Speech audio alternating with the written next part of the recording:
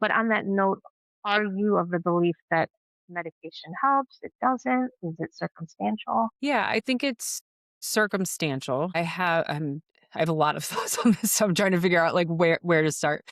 For I guess first off, to dispel some myths that are out there that you kind of just highlighted.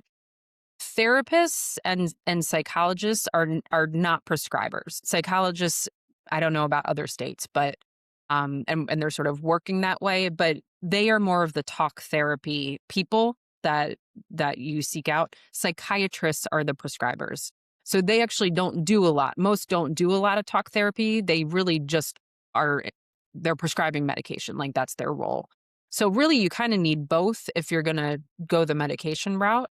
I would say start with a therapist and see if you can get this stuff under control without medication. And then if you're still running into problems, then it's probably chemical. It's probably your neurotransmitters, your serotonin and whatnot that need that little boost of medication to just kind of balance out a little bit more. So again, it's very personal. And I know a lot of people are scared of the side effects of medication, or they react really strongly to medications and don't tolerate them well. I've had clients like that, and so there is some hesitation. So I don't think there's a right or a wrong. I think it's just a completely personal preference, and it's there as a resource, and it helps some people, and it doesn't help others.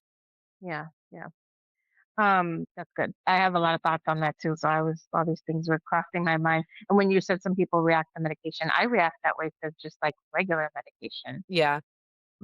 I'm very sensitive that I'll get headaches, blurred vision. So, and then I've heard like horror stories with psych meds. So that's Hmm. good. Start with talking through and seeing if you can, because you do feel like a lot for most people, they can solve it that way first in most Yeah. cases. Hmm. Okay. Yeah. Okay.